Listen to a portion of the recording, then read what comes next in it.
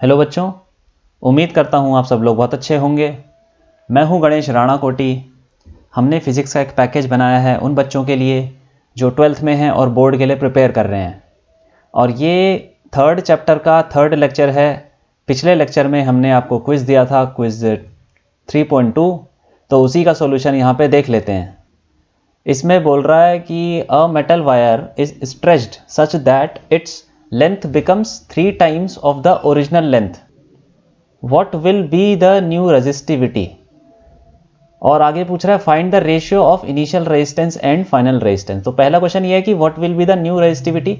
मतलब एक metal wire है हमारे पास, एक वायर ऐसे बना लेते हैं, ठीक है। उसको हमने क्या किया, इसमें बोल रहा है कि उसको खींच दिया जिससे कि उसकी लेंथ 3 टाइम्स हो गई।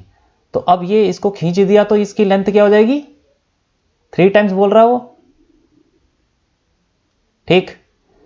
तो अब ये मान लो कि ये लेंथ L थी तो ये 3L हो जाएगी, यही बोलना चाह रहा है। ओरिजिनल लेंथ की 3 टाइम्स हो गई।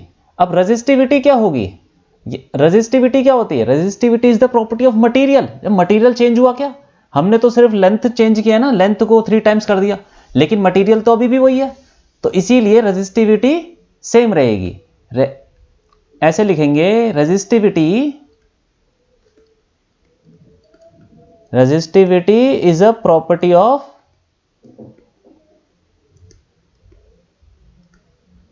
Material, hence it will not change। वो चेंज नहीं होगी, रेजिस्टिविटी सेम रहेगी। ये तो हो गया। अब आगे बोल रहा है find the ratio of initial resistance and final resistance. Initial resistance क्या होगा, इसका एरिया ऑफ क्रॉस सेक्शन ले लेते हैं A। तो इसका एरिया ऑफ क्रॉस सेक्शन कितना होगा, मान लेते हैं A1। तो A1 हमको निकालना पड़ेगा, क्योंकि इनिशियल रेजिस्टेंस, देखो इनिशियल रेजिस्टेंस क्या होगा, Ri मान लेते हैं, ऐसे लिख देते हैं इनिशियल रेजिस्टेंस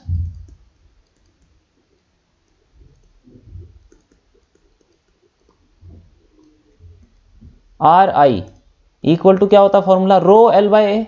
तो रो तो चलो हमने ले लिया, कुछ रो तो कांस्टेंट रहेगा, और L हमने मान लिया L है अपॉन एरिया, हम A मान लेते हैं, ठीक। अब बोल रहा है फाइनल रेजिस्टेंस निकाल लेते हैं। तो उसके लिए हमको एरिया पता होना चाहिए कि एरिया, देखो लेंथ तो अगर 3 टाइम्स हो जाएगी तो क्या एरिया का क्या होगा। किसी भी तार को आप, अगर कोई मोटी तार है उसको खींचोगे, उसे लंबा कर दोगे तो उसका एरिया, वो पतली हो जाती है तार, तो एरिया भी इसका कुछ चेंज हो जाना चाहिए। तो वो कैसे निकालेंगे, अब देखो यहां पे हम एक चीज ये बोल सकते हैं कि जो मटेरियल का वॉल्यूम है, volume of material is same, volume तो उतना ही रहेगा, क्योंकि अगर आप इसको मेल्ट कर दोगे तो उसका वॉल्यूम कितना होगा। ऐसे समझो कि एक हमारे पास पहले ये वाली तार थी, हमने इसको मेल्ट करके दोबारा से एक वायर बना दी उसी मटेरियल की, तो वॉल्यूम तो सेम रहेगा ना। किसी चीज को, मान लीजिए कि आपने किसी लोहे को पिघला के कोई मूर्ति बना दी, तो उस लोहे को जिसको आपने मेल्ट किया था, जो जितना वॉल्यूम उसका होगा उतना ही तो वॉल्यूम उस मूर्ति का होगा, ठीक है। तो हम ये बोल सकते हैं कि वॉल्यूम सेम रहेगा, volume of material will remain same, ठीक।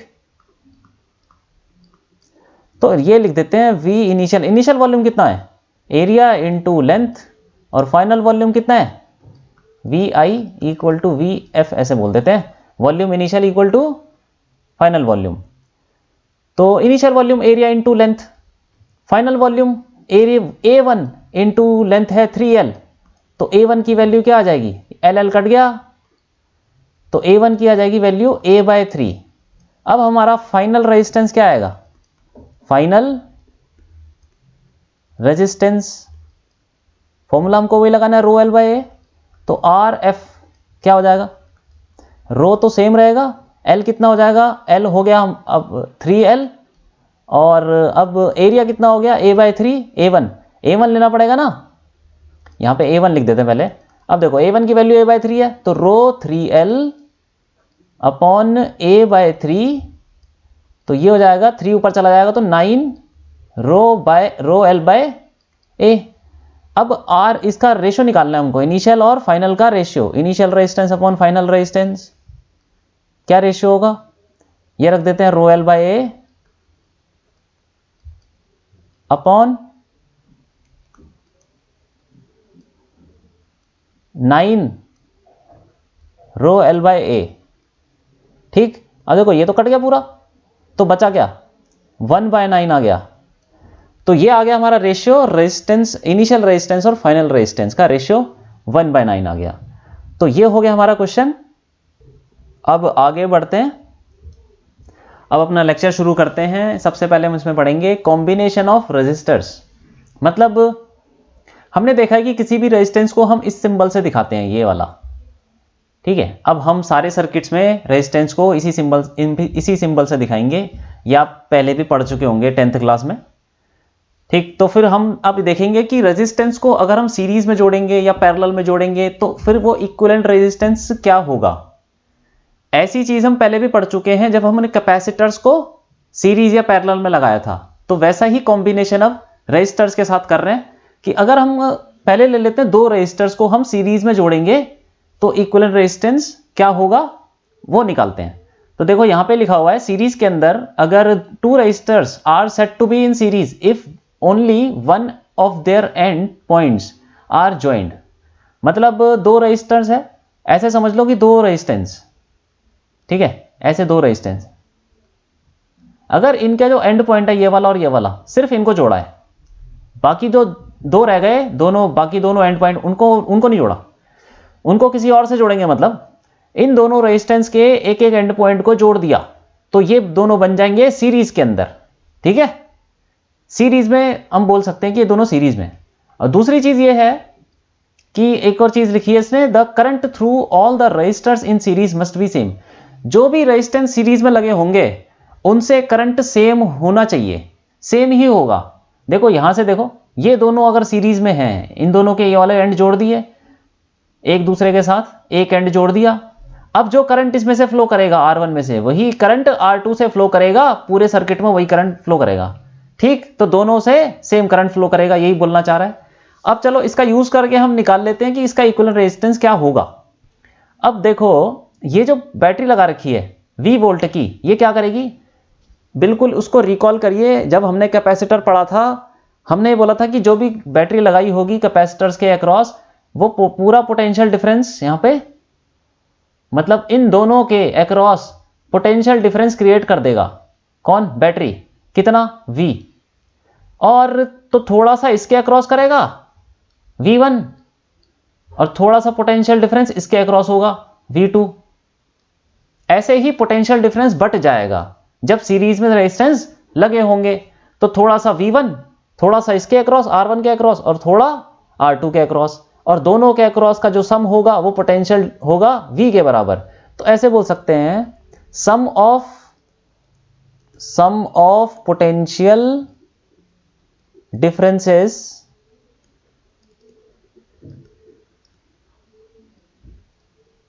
across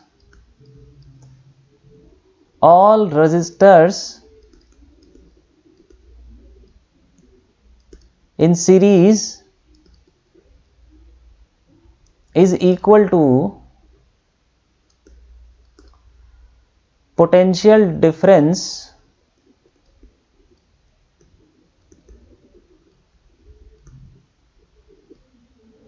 across the combination।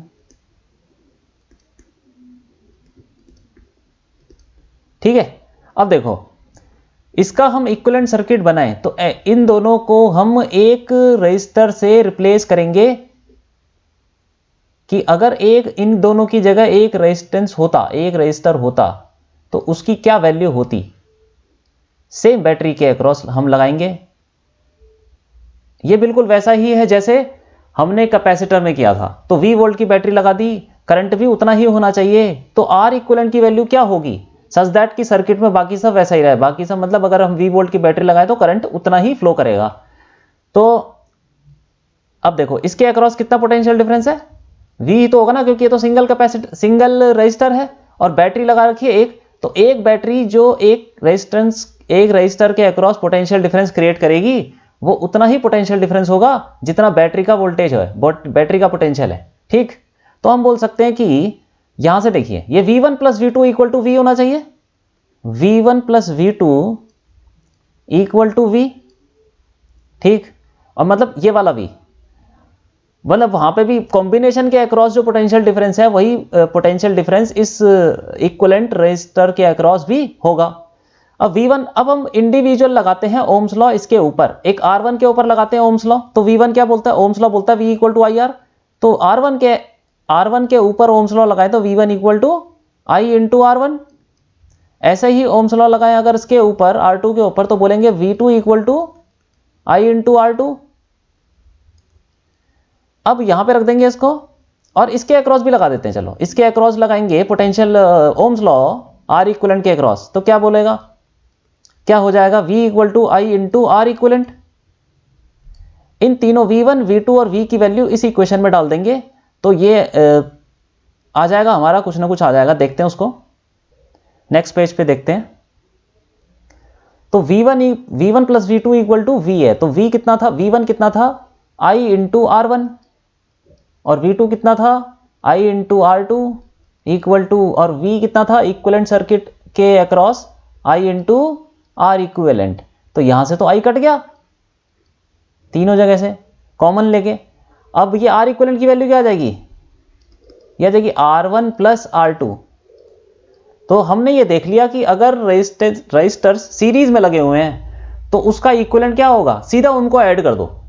और कैपेसिटर में जो हमने पढ़ा था वो तो उसका उल्टा था, जब कैपेसिटर पैरेलल में लगे होते हैं तब हम सीधा उसको ऐड करते हैं। ठीक है, तो ये थोड़ा सा अलग है कैपेसिटर से, मतलब इक्विवेलेंट जो फॉर्मूले हैं सीरीज और पैरेलल के थोड़े अलग हैं, लेकिन तरीका वैसा ही है। ठीक, अब देखो अगर बहुत सारे रजिस्टर सीरीज में लगे हों,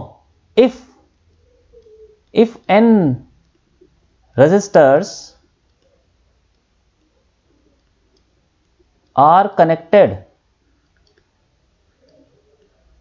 in series,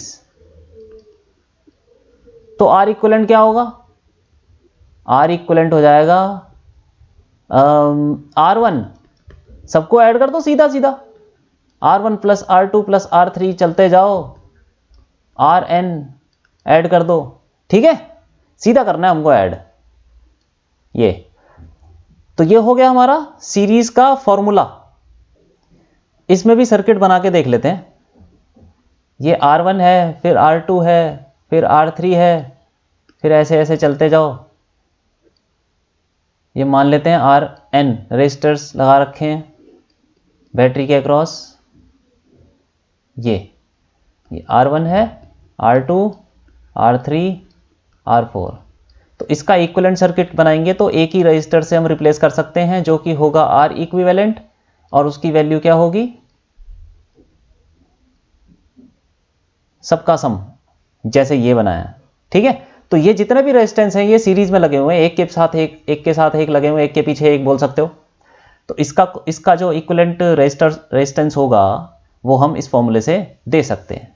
ठीक, इसमें करंट सब में सेम होगा, V वोल्ट की बैटरी लगाई है तो करंट इसमें भी सेम होगा। ठीक है, तो ये हमने देख लिया।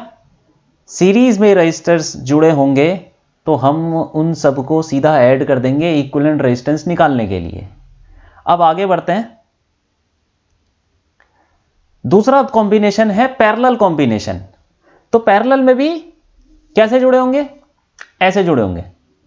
अब इसमें देखो क्या लिखा हुआ है, 2 or more resistors are said to be in parallel if one end of all the resistors are joined together and similarly the other ends joined together। मतलब जैसे ये रजिस्टर्स है, दो रजिस्टर ले लेते हैं अभी, इनके दोनों एंड को ज्वाइन कर दो ऐसे, ये वाले, तो ये दोनों हो जाएंगे पैरेलल में। अब मान लो तीसरा भी है, इसको भी ज्वाइन कर दो, ये भी ऐसे ज्वाइन कर दो, ये तीनों पैरेलल में हो गए। तो ऐसे अगर जुड़े हुए हों कि दोनों एंड आपस में जुड़े हों तो ये सब पैरेलल में होते हैं। तो इनका फिर इक्विवेलेंट सर्किट, इक्विवेलेंट रेजिस्टेंस कैसे निकालेंगे, वैसे ही निकालेंगे जैसे कैपेसिटर में निकाला था।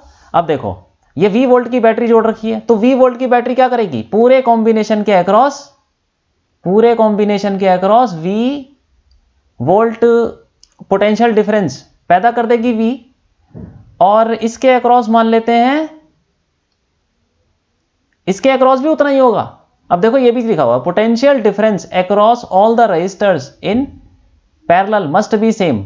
जैसे सीरीज में रजिस्टर्स लगे हो तो करंट सेम होता है सब में से, और अगर पैरेलल में रजिस्टर्स लगे हो तो सबके अक्रॉस पोटेंशियल डिफरेंस सेम होता है। जो जितना कॉम्बिनेशन के अक्रॉस होगा उतना ही इसके अक्रॉस भी होगा, और उतना ही इस R2 के अक्रॉस भी होगा, दो सबके across.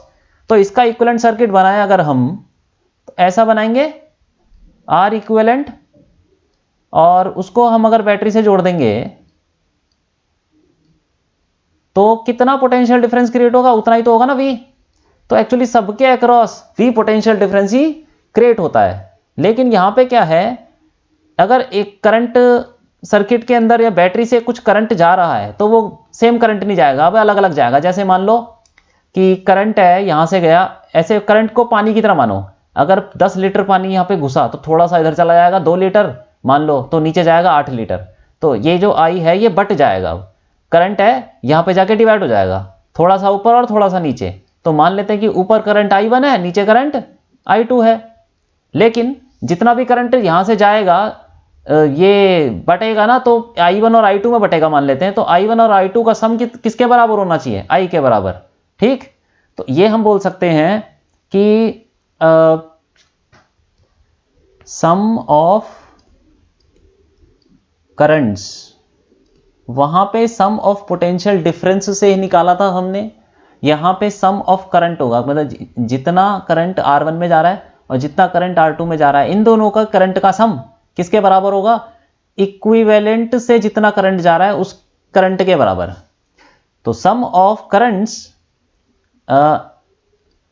Through all the resistors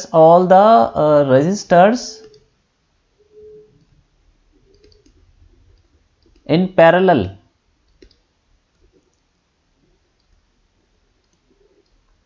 must be equal to, must क्या लगाना है, is equal to current, is equal to the current through equivalent register.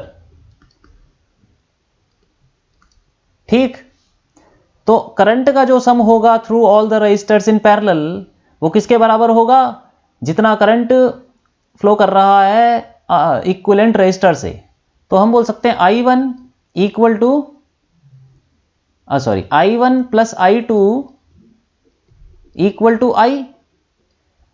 अब हमें पता है इसके ऊपर अगर हम ओम्स लॉ लगाएं तो क्या लगाएंगे, V equal to IR, V equal to I1 into R1, और V2 क्या हो जाएगा, ये भी V होगा, R2 के अक्रॉस पोटेंशियल डिफरेंस उतना ही है V। तो R2 के अक्रॉस अगर हम लगाएं क्या, ओम्स लॉ, तो क्या आएगा, V equal to I2 into R2। तो यहां से हम पहले I1 I2 निकाल लेते हैं। तो I1 equal to V bye R1 और I2 equal to V bye R2। और इक्विवेलेंट सर्किट में भी ओम्स लॉ लगा लेते हैं, क्या लगेगा, V equal to potential difference तो उतना ही है, V equal to I into R equivalent. तो यहां से I की वैल्यू निकल जाएगी V अपॉन R इक्विवेलेंट। ठीक, अब हम इस I1 I2 और I को उठा के यहां रख देंगे तो वैसा ही कुछ रिलेशन आ जाएगा पैरेलल के लिए। तो कर लेते हैं इसको भी। तो I1 plus I2 equal to I है, और I1 हमें पता है कितना है, V बाय R1, और I2 हमें पता है कितना है, V बाय R2, और I हमें पता है कितना है, V बाय R इक्विवेलेंट। तो यहां से V कट गया कॉमन लेके, तो कितना आ जाएगा, 1 upon R equivalent equal to 1 upon R1 plus 1 upon R2। ठीक, तो ये आ गया हमारा इक्विवेलेंट रेजिस्टेंस का फॉर्मूला। तो ये याद करिए कि ये ऐसा ही फॉर्मूला कैपेसिटर में भी होता है जब कैपेसिटर सीरीज में लगे होते हैं। तो फॉर्मूला वही उल्टा हो गया कि वहां पे जो सीरीज का फॉर्मूला था वो यहां पे पैरेलल का फॉर्मूला बन जाएगा, वैसा कुछ। अगर हमारे पास इफ, ऐसे बोल सकते हैं, if n resistors are connected in parallel,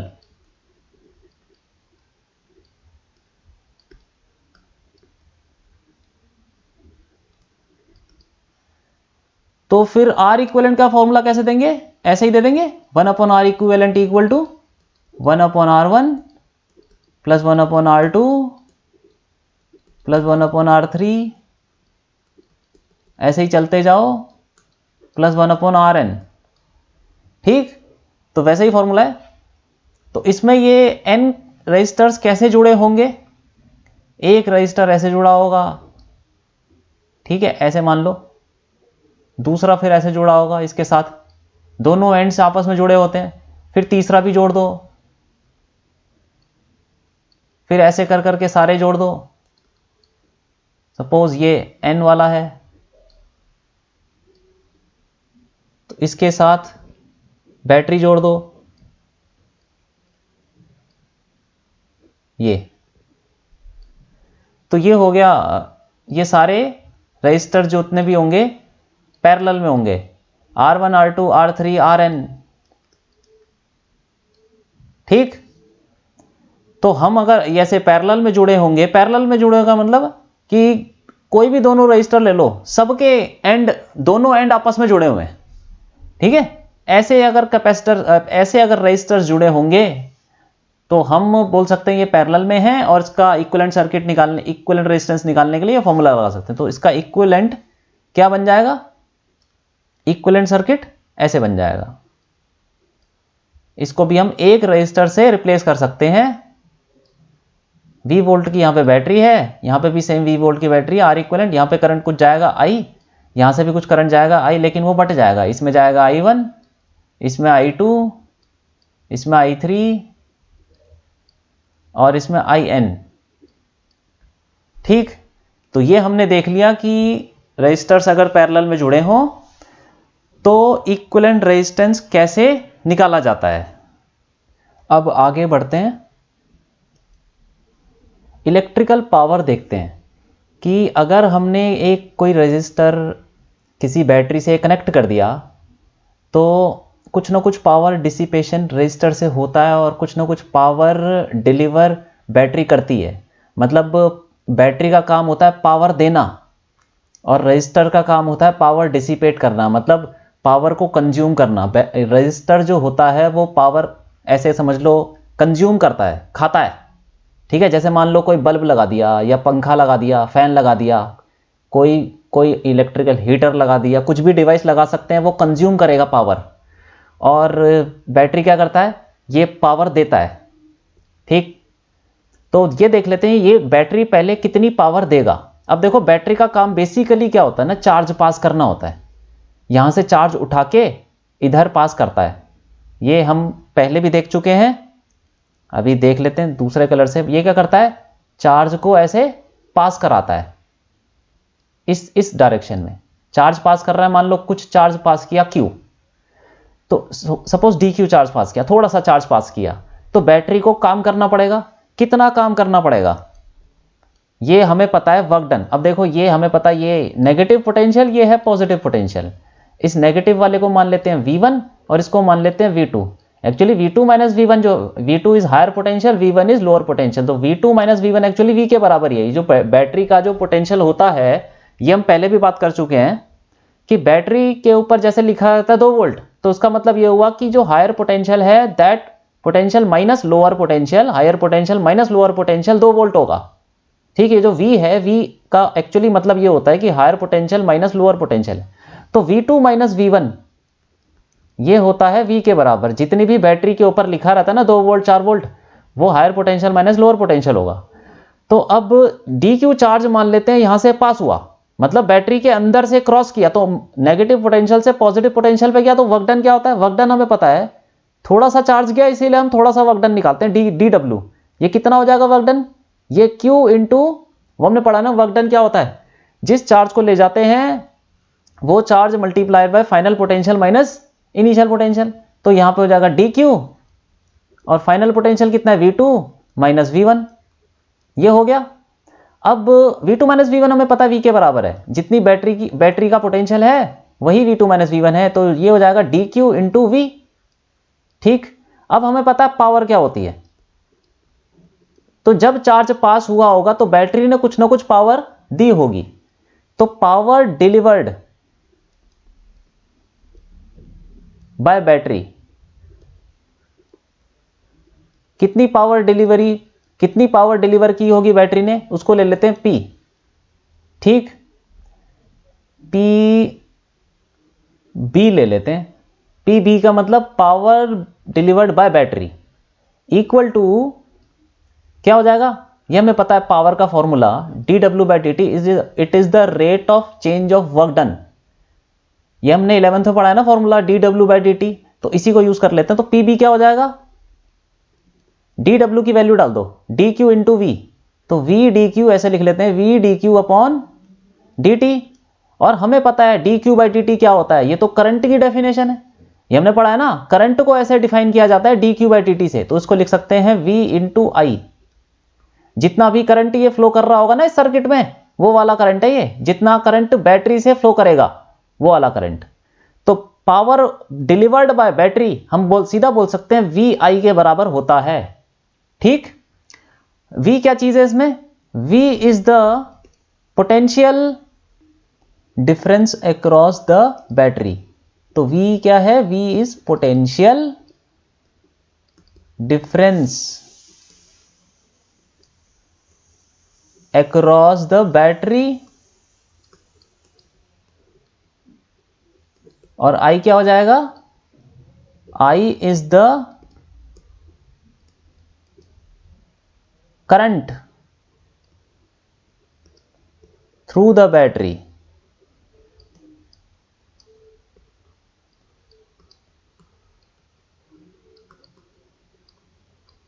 ठीक है, तो ये चीज आपको याद रखनी है, V is the potential difference across the battery लेना है अगर पावर डिलीवर्ड बाय बैटरी निकालनी है, और करंट जो I लेना है वो बैटरी से ही कितना पास कर रहा है वो वाला करंट लेना है।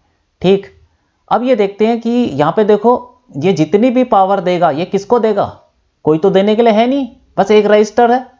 तो रजिस्टर क्या करता है? पावर कंज्यूम करता है। रजिस्टर ऐसे समझो, fan, light, fridge, AC, washing machine, जो जितने भी ये अप्लायंसेस हैं बिजली से चलने वाले, ये सारे पावर कंज्यूम करते हैं। तो वैसे ही ये रेजिस्टेंस भी पावर कंज्यूम करेगा। तो कितनी करेगा? जितनी बैटरी देगा। तो पावर ऐसे लिखेंगे, power consumed by power consumed by register कितना हो जाएगा?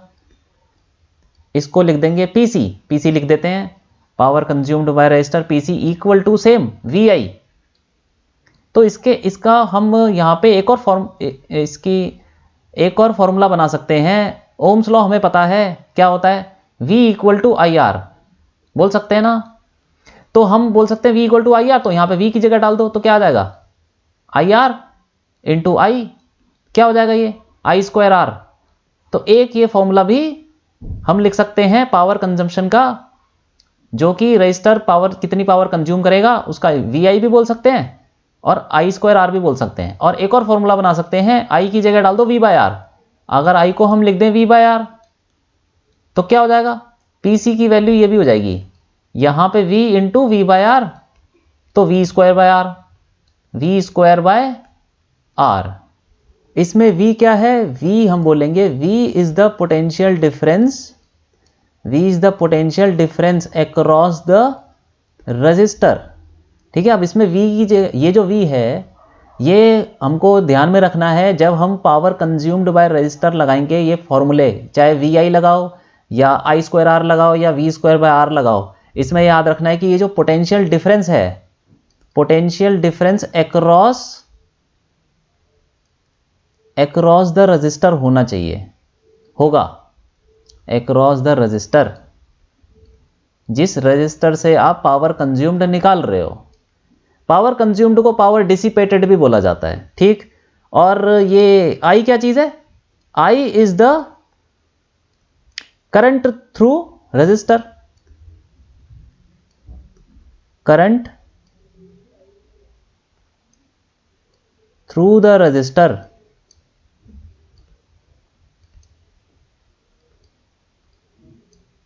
ठीक, तो ये चीजें आपको याद रखनी है कि अगर हम पावर डिलीवर्ड बाय बैटरी निकालेंगे तो पावर हो जाएगा VI के बराबर, और अगर पावर कंज्यूम्ड बाय रजिस्टर निकालेंगे, और इसमें जो VI है, ये V क्या चीज है? Potential difference across the battery है, और I is the current through the battery.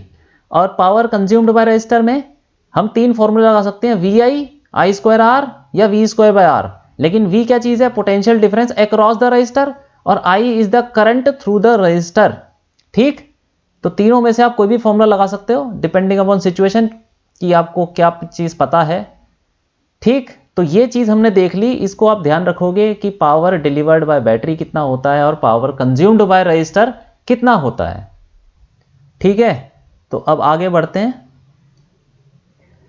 अब मैं आपको एक चीज बताना चाहूंगा कि जो हमारे ये जितने भी क्वेश्चंस आते हैं, करंट निकालो और किसी सर्किट के अंदर इस रजिस्टर्स के अक्रॉस पोटेंशियल डिफरेंस निकालो, या कुछ भी, मतलब सर्किट वाले जो क्वेश्चंस होते हैं उसमें हमें ये एक, मैं जो अभी हम पढ़ने वाले हैं इसका काफ़ी यूज़ होने वाला है। तो ये एक्चुअली है क्या? ये एक पोटेंशियल की इक्वेशन हमें लिखना आना चाहिए।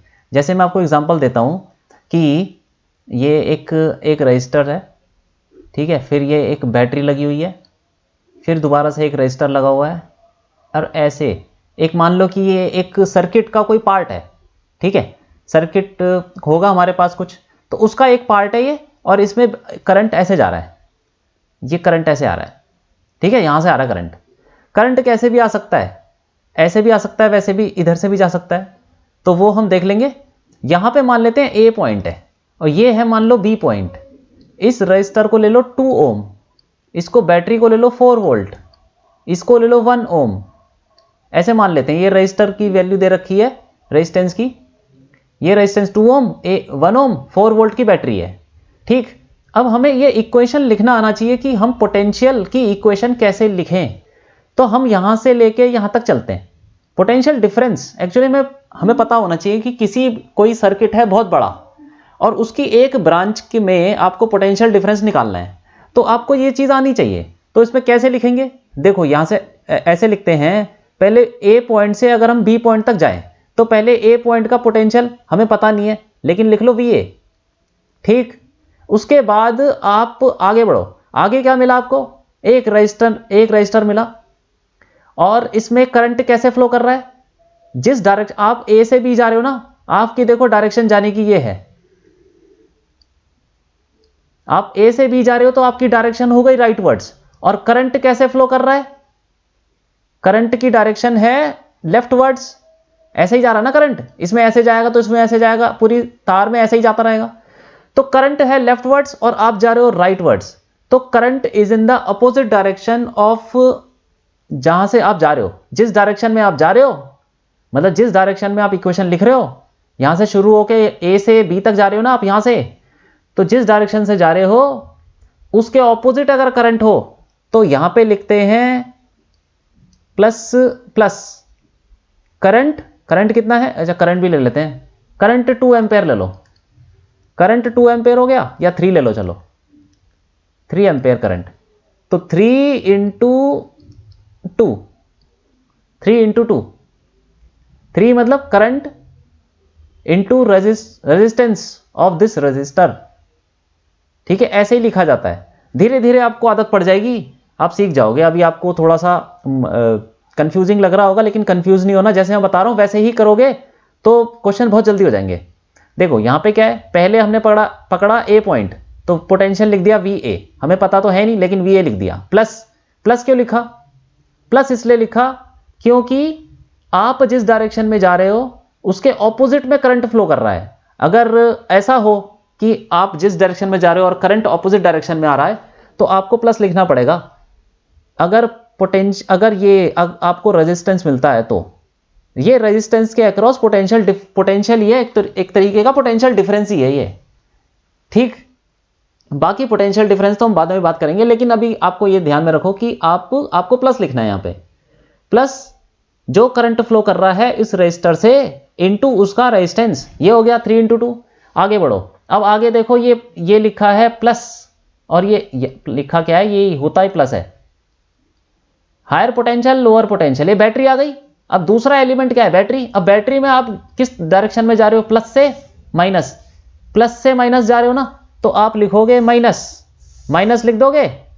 कितने वोल्ट की बैटरी है, 4 वोल्ट की, तो -4 वोल्ट आ जाएगा, ठीक। अब आप और आगे बढ़ो, यहां पे क्या यहां पे एक और रेजिस्टेंस है, इसका रेजिस्टेंस कितना है 1 ओम, और करंट कितना फ्लो कर रहा है 3 एम्पियर, और जिस डायरेक्शन में हम जा रहे हैं उसके ऑपोजिट डायरेक्शन में करंट फ्लो कर रहा है, तो हम लिखेंगे प्लस करंट इंटू करंट कितना है 3 × 1 और इक्वल टू, फिर इसके बाद हम पार करेंगे तो क्या आ जाएगा, B आ जाएगा ना, तो सीधा लिख देंगे इक्वल टू VB। तो ये लिखने का तरीका है। तो अब देखो ये सॉल्व कर लेते हैं। VA +6 -4 +3 इक्वल टू VB, तो ये कितना हो गया, ये हो जाएगा 5। VA +5 इक्वल टू VB, तो VA - VB इक्वल टू ऐसे लिख लो -5, या फिर VB - VA equal to 5 volt.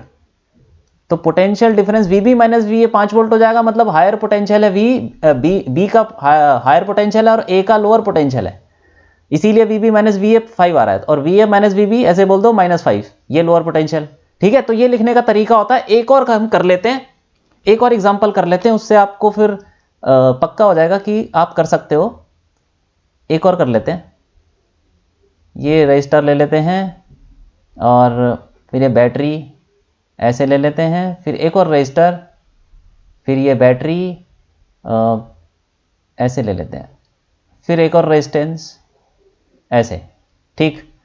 अब ये ले लेते हैं A, इसको ले लेते हैं B, और ये ले लेते हैं 1 ओम, 3 ओम, 2 ओम, और ये ले लेते हैं 4 वोल्ट की बैटरी, और ये 2 वोल्ट की बैटरी।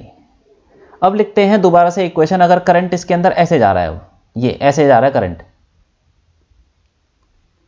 ऐसे जा रहा है, ये मान लेते हैं 2 एम्पेयर, ठीक। तो आगे बढ़ते हैं, देखो पहले लिखेंगे VA, आगे बढ़ो, मिला रेजिस्टेंस। आप कहां से कहां जा रहे हो, A से B जा रहे हो ना, A से B जा रहे हो, तो आपकी जो जाने की डायरेक्शन है, करंट की डायरेक्शन सेम है, तो क्या आएगा इसमें, माइनस आ जाएगा। पहले क्या आ रहा था प्लस ना, तो उसका ऑपोजिट। हमने जब रेजिस्टेंस पकड़ा था तो उसमें जो हमने करंट इनटू रेजिस्टर करा, वो एक्चुअली होता क्या है कि पोटेंशियल है। मैं आपको थोड़ा सा और बताता हूं, जैसे कि कोई रेजिस्टेंस है R, इसमें कोई करंट ऐसे फ्लो कर रहा है, तो इसके अक्रॉस पोटेंशियल डिफरेंस क्या होगा, I × R ही तो होगा ना। तो वही तो कर रहे हैं हम, I × R, लेकिन प्लस होगा कि माइनस होगा वो हमें देखना है कि हम किस डायरेक्शन में जा रहे हैं। अगर हमारी डायरेक्शन और करंट की डायरेक्शन ऑपोजिट है तो +IR आएगा, और अगर हमारी डायरेक्शन और करंट की डायरेक्शन सेम है तो -IR आएगा। तो अब देखो इस केस में तो सेम है, पूरी इसमें दोनों की डायरेक्शन सेम है, करंट और हमारे जाने की डायरेक्शन, तो यहां पे आएगा -IR। I कितना है 1, सॉरी I2 है, इंटू करंट रेजिस्टेंस कितना है 1, ये हो गया -2 × 1।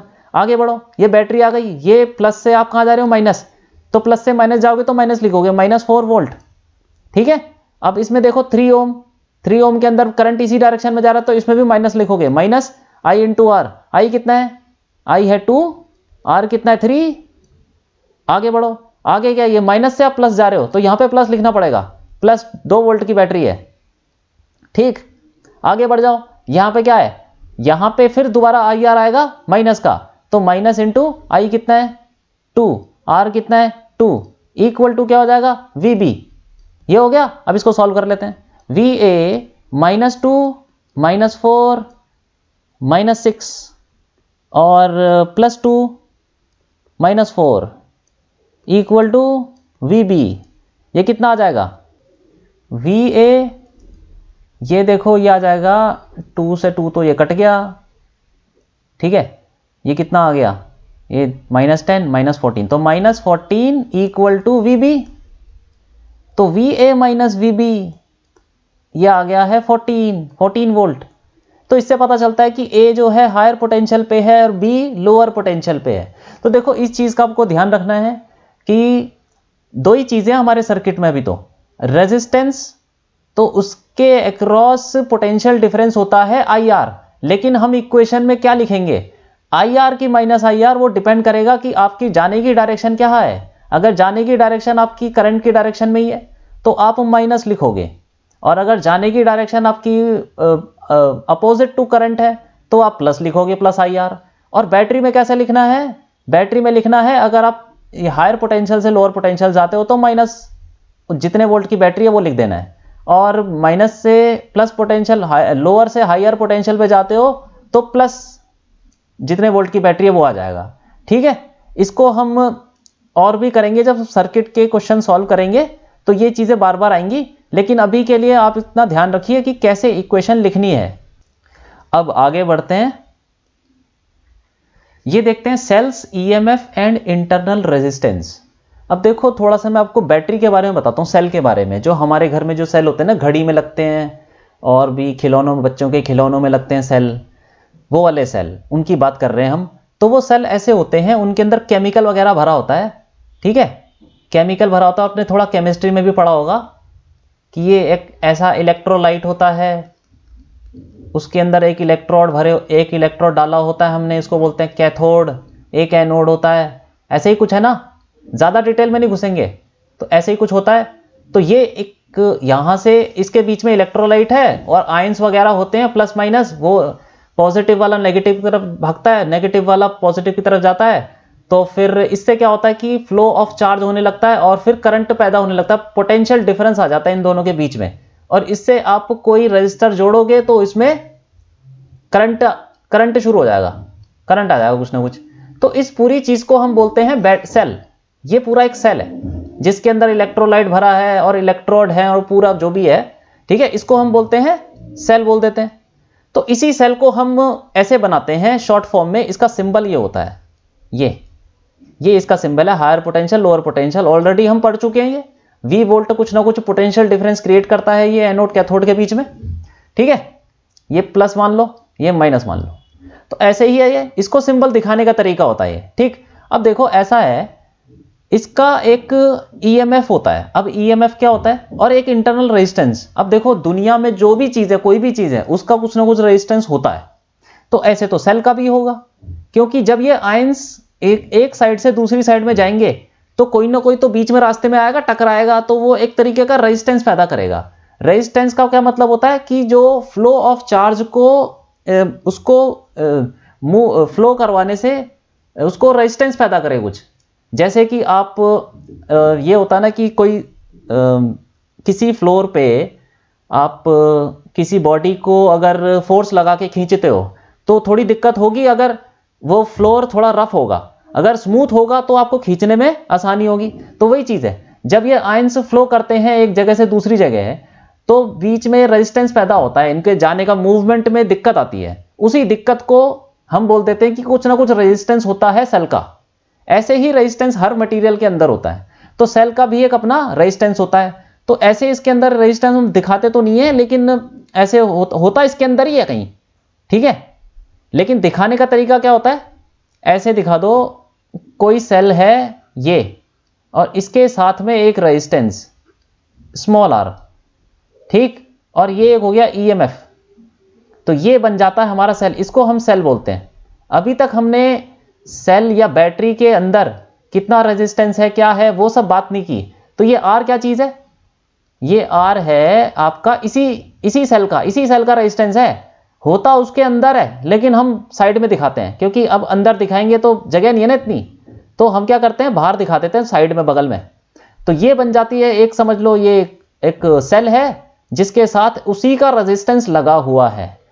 ठीक, तो R क्या चीज है, R is the internal resistance, internal resistance of the cell,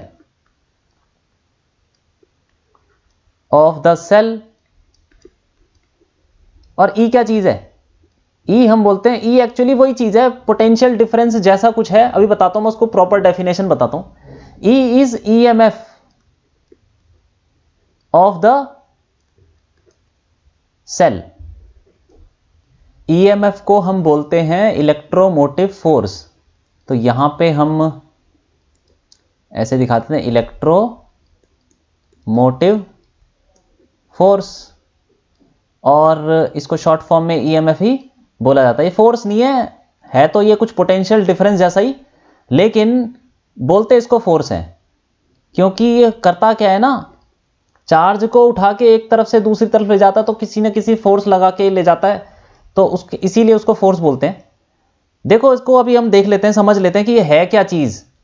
अब देखो, मान लो कि हमारे पास कोई सेल है, ठीक, और इसका इंटरनल रेजिस्टेंस है, होता इसके अंदर ही है लेकिन हम बाहर बनाते हैं सिंप्लिसिटी के लिए। ये पूरा एक सेल है, ठीक, तो इसका एक EMF होगा, और ये EMF क्या है, वही बैटरी का वोल्टेज मान लो, अभी वोल्टेज मान लो, ये इस बैटरी का कुछ ना कुछ वोल्टेज है VE, और ये हो गया इंटरनल रेजिस्टेंस, ठीक। तो फिर अब देखो, मान लो करंट ऐसे फ्लो कर रहा है, और यहां पे A पॉइंट ले लो और यहां पे B पॉइंट ले लो, ये हो गया। अब हम इक्वेशन अगर लगाएं, कोई मान लो I करंट है, अगर इक्वेशन लगाएं A से B कैसे जा रहे हो आप, करंट के अपोजिट डायरेक्शन में जा रहे हो ना, तो कैसे लिखोगे, VA माइनस, अभी देखो E का मतलब क्या होता है, ये कुछ ना कुछ बैटरी का ये पोटेंशियल है जो प्लस होगा और ये इधर माइनस होगा, तो ये बैटरी का कुछ ना कुछ पोटेंशियल होगा, जैसे 2 वोल्ट 3 वोल्ट। तो देखो ये बैटरी आ गई, कितने वोल्ट की है, E वोल्ट की, तो E आ गया, E माइनस हो गया, क्यों, क्योंकि प्लस से माइनस जा रहे हो। उसके बाद रेजिस्टेंस आया, रेजिस्टेंस में आपके जाने की डायरेक्शन और करंट की डायरेक्शन ऑपोजिट है, तो प्लस I R आएगा, plus I into R small r equal to, अब आगे आ गया VB, ठीक। तो अब ये क्या आ जाएगा, देखो VA minus VB equal to E minus IR बोल सकते हैं कि नहीं, E माइनस IR बोल सकते हैं।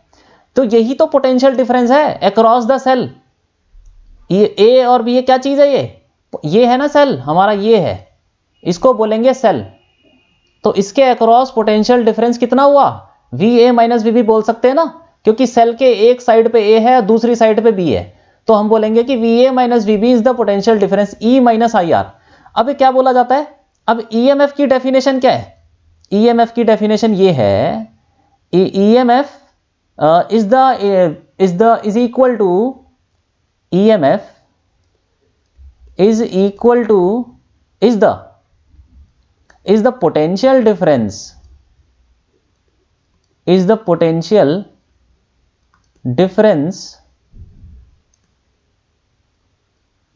is the potential difference when, is the potential difference across the cell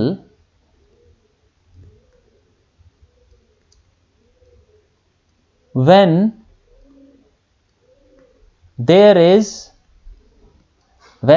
no current, when there is no current through the cell, no current through the cell, ठीक। मतलब ये देखो कि ये बोलना चाह रहा है कि ये तो पोटेंशियल डिफरेंस है ना अक्रॉस द सेल। अगर करंट कुछ फ्लो कर रहा है तो ऐसे इक्वेशन लिख सकते हैं, अगर करंट ही 0 हो गया तो जो पोटेंशियल डिफरेंस होगा वही E के बराबर हो जाएगा ना। तो यही बोलना चाह रहा है, EMF वो पोटेंशियल डिफरेंस है, EMF भी एक पोटेंशियल डिफरेंस है, EMF वो वाला पोटेंशियल डिफरेंस है जब सेल से कोई करंट पास नहीं कर रहा।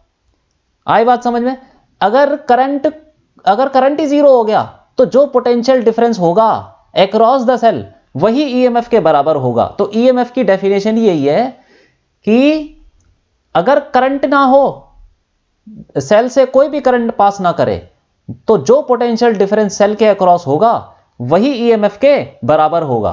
तो यही डेफिनेशन है ईएमएफ की, it is the potential difference across the cell when there is no current through the cell. ठीक, तो ये भी एक तरीके का कुछ ना कुछ, ये भी पोटेंशियल ही है, ये भी कुछ ना कुछ वोल्ट होता है, 2 वोल्ट 3 वोल्ट। ठीक है, तो ये हो गया। अब देखो इसमें ये एक और चीज लिख लेते हैं, EMF is the potential difference between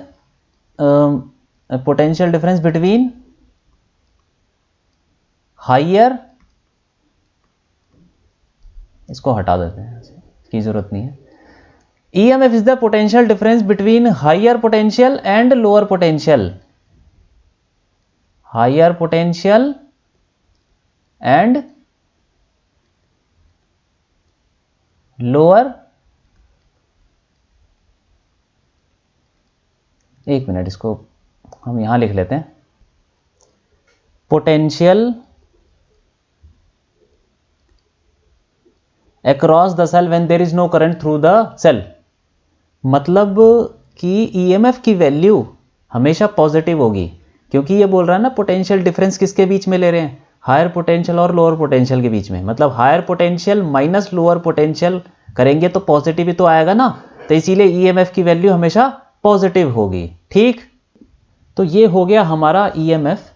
EMF को पढ़ने की जरूरत इसलिए पड़ती है क्योंकि ये क्वेश्चंस में ऐसे दिया होता है कि कोई सेल है उसका ईएमएफ इतना है और उसका इंटरनल रेजिस्टेंस इतना है। तो इसीलिए अब हम आगे जब पढ़ेंगे कहीं पे इंटरनल रेजिस्टेंस भी दिया होगा, उसका ईएमएफ भी दिया होगा, तो हमको फिर ये पोटेंशियल डिफरेंस की इक्वेशन लगानी पड़ सकती हैं, और मतलब इसीलिए हमको ईएमएफ पता होना चाहिए। ठीक है, अब आगे बढ़ते हैं, एग्जाम्पल 3.5 देखते हैं। इसमें बोल रहा है कि a network of resistors is connected to a 16 volt battery with internal resistance of 1 ohm as shown in figure. ये फिगर दी हुई है, इसमें बहुत सारे रेजिस्टेंस ऐसे जोड़ रखे हैं और एक बैटरी है, एक सेल है। ठीक है, बैटरी बोलो सेल बोलो एक ही बात है। एक बैटरी है जिसका इंटरनल रेजिस्टेंस भी दिया हुआ है, साथ में लगा रखा है ना इसके, ये इसका इसी का इंटरनल रेजिस्टेंस है।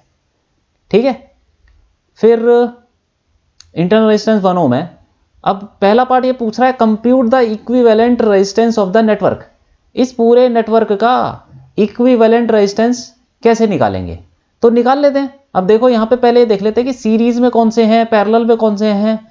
ठीक, तो देखो सीरीज पहले देख लेते हैं, ये दोनों किस में लगे हुए हैं, ये दोनों पैरेलल में लगे हुए हैं, तो इन दोनों का पहले हम इक्विवेलेंट रेजिस्टेंस निकाल लेते हैं। इसको ले लेते हैं, ये R1 ले लेते हैं, ये R1 इक्वल टू 4 ओम, तो ये भी तो R1 हो गया, क्यों 4 ओम के बराबर। इसको R2 ले लो, ये ले लो R3 और ये R4 ले लो, इसको स्मॉल r ले लो। तो अब देखो ये R1 और R1 ये दोनों पैरेलल में है, तो इसका इक्विवेलेंट रेजिस्टेंस क्या होगा, R इक्विवेलेंट 1 ले लेते हैं, वो ये तो पैरेलल में है ना, तो फॉर्मूला लगेगा वो वाला 1 upon R equivalent 1। R equivalent 1 किसका इक्विवेलेंट है, इन दोनों का, R1 और ये दोनों R1 इक्वल टू क्या हो जाएगा 1 upon R1 plus 1 upon R1, तो 2 बाय R1 हो गया, 1 upon R equivalent equal to 2 by R1। तो इसको रेसिप्रोकल कर देंगे तो R इक्विवेलेंट की वैल्यू क्या आ जाएगी, R1 बाय 2, और R1 की वैल्यू कितनी है 4 बाय 2, तो R इक्विवेलेंट 1 कितना आ गया, यह आ गया 2 ओम। ठीक है, अब ये दोनों रेजिस्टेंस R3 और R4 ये दोनों भी तो पैरेलल में है, तो इनका भी एक इक्विवेलेंट रेजिस्टेंस निकाल लेते हैं, कितना आएगा, उसको ले लेते हैं 1 अपॉन R इक्विवेलेंट 2। इन दोनों का इक्विवेलेंट रेजिस्टेंस ले लेते हैं 2 ले लेते हैं। ठीक, तो कितना आ जाएगा, ये भी पैरेलल में, तो पैरेलल का फॉर्मूला लग जाएगा 1 upon R3 plus 1 upon R4। ठीक है, इसमें वैल्यू डाल देंगे तो क्या आ जाएगा, 1 upon R equivalent 2 equal to 1 upon R3 की वैल्यू है 12 ओम और R4 की वैल्यू है 6 ओम। तो इसको हम एलसीएम ले लेंगे तो क्या आ जाएगा, 1 upon R equivalent 2 equal to LCM आ जाएगा 12, और यहाँ पे आ जाएगा 1 प्लस 2 और ये आ जाएगा 3 बाय 12। इसको रेसिप्रोकल कर देंगे तो कितना आ जाएगा, ये कट जाएगा ना, से 3 12 से कट जाएगा तो 4 आ जाएगा। तो रेसिप्रोकल कर देंगे तो R इक्वलेंट 2 की वैल्यू आ जाएगी 4 ओम। ठीक, अब हम इसका सिंपल सर्किट बना लेते हैं, थोड़ा छोटा कर लेते हैं। इसकी जगह लिख लेते हैं, इन दोनों की जगह लिख लेते हैं R इक्वलेंट 1 और इन दोनों की जगह लिख लेते हैं R इक्वलेंट 2। तो एक सिंपल सर्किट बना लेंगे तो ये ऐसा आ जाएगा। इसकी जगह लिख लेंगे ये R इक्वलेंट 1 है और साथ में ये रेजिस्टेंस कौन सा लगा हुआ है, R2 है शायद, वो R2 1 ओम का, ये R2 हो गया। और उसके साथ फिर R3 और R4 का जो इक्विवेलेंट है वो यहां पे लिख लेते हैं। और साथ में एक बैटरी लगी हुई है, ये बैटरी कितने वोल्ट की है, 16 वोल्ट की, देख लेते हैं 16 वोल्ट। और एक स्मॉल r रेजिस्टेंस भी लगा हुआ है, इंटरनल रेजिस्टेंस 16 वोल्ट और स्मॉल r। ठीक, तो अब देखो ये ऐसे लगा हुआ है। अब ये सारे रेजिस्टेंस जितने भी हैं ये तो सीरीज में हो गए ना, तो इन सबका R इक्विवेलेंट ले लेते हैं हम।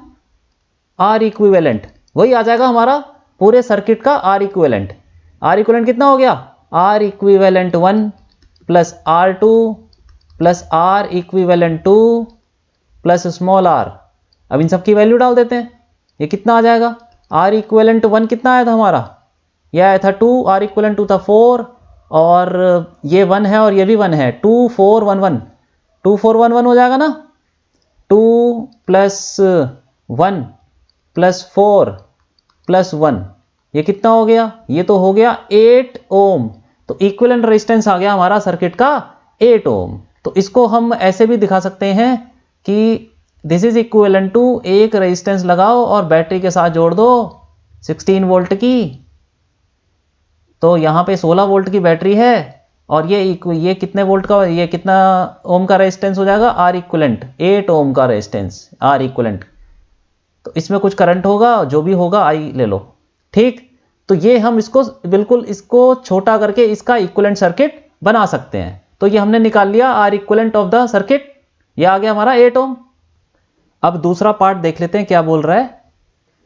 बी पार्ट में बोल रहा है obtain the current in each resistor, हर एक रजिस्टर के अंदर कितना करंट फ्लो करेगा वो बताना है।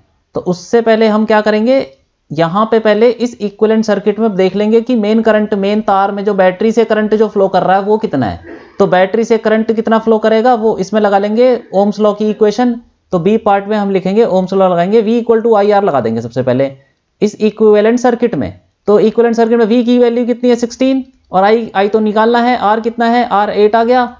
तो फिर I की वैल्यू आ जाएगी 16/8, तो 2 एम्पियर आ जाएगा करंट इस पूरे सर्किट में। तो यहां पे भी इतना ही करंट फ्लो करेगा, I यहां पे जाएगा। तो इस पूरे इन तीनों सर्किट में, इन तीनों रजिस्टर्स के अंदर से I करंट ही तो फ्लो करेगा।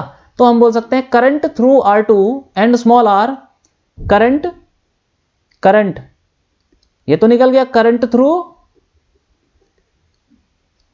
R2 and small r is 2 ampere.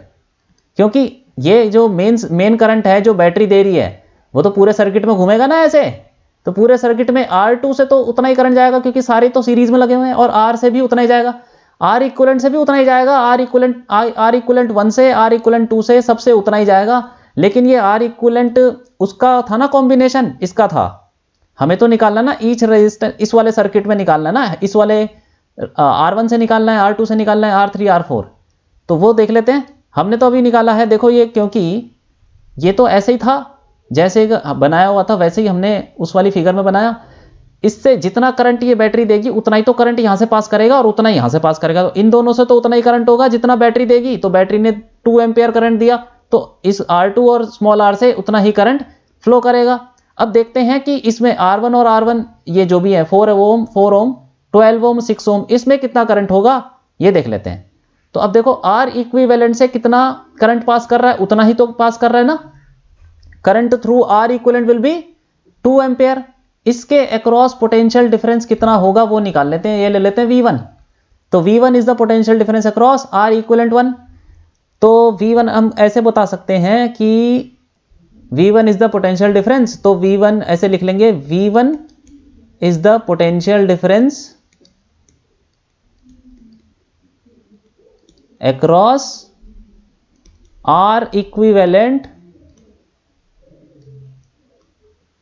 Across R equivalent 1, तो V1 की वैल्यू क्या आ जाएगी, V1 equal to I R, simple इस पे ओम्स लॉ लगा लो ना इस वाले पे।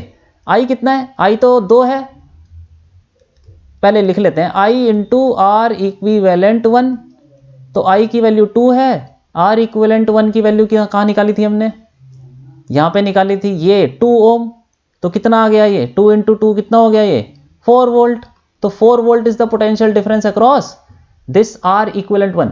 अब देखो जितना R इक्विवेलेंट के अक्रॉस पोटेंशियल डिफरेंस था उतना ही तो इन दोनों के अक्रॉस होगा, यही तो है V1, इन दोनों के अक्रॉस भी तो V1 ही होगा क्योंकि ये दोनों पैरेलल में लगे हुए हैं।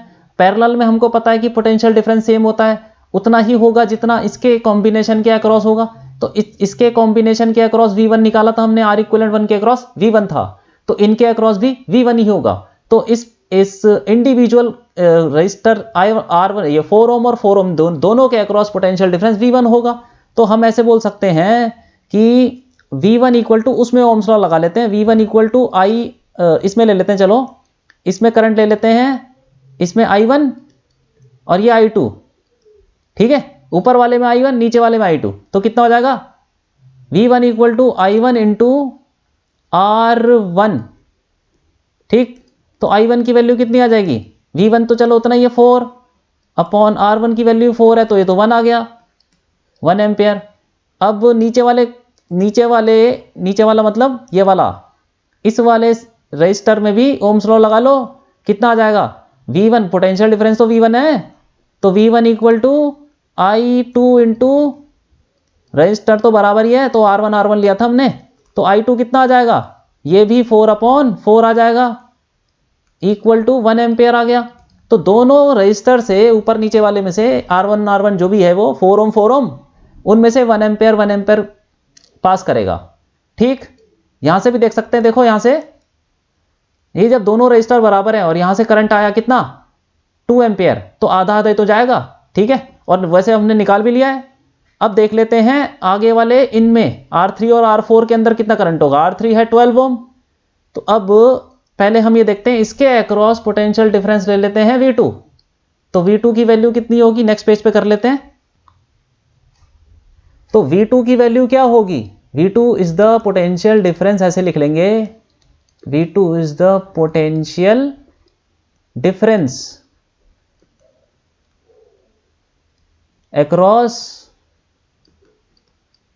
R इक्विवेलेंट टू, तो V2 हम ओम्स लॉ लगा लेंगे R इक्विवेलेंट 2 के लिए, तो V2 की वैल्यू हो जाएगी I इंटू R इक्विवेलेंट 2, और हमें यह पता है कि इसकी वैल्यू कितनी है, देख लेते हैं R इक्विवेलेंट 2 की वैल्यू कितनी आई थी, 4 ओम आई थी, ठीक।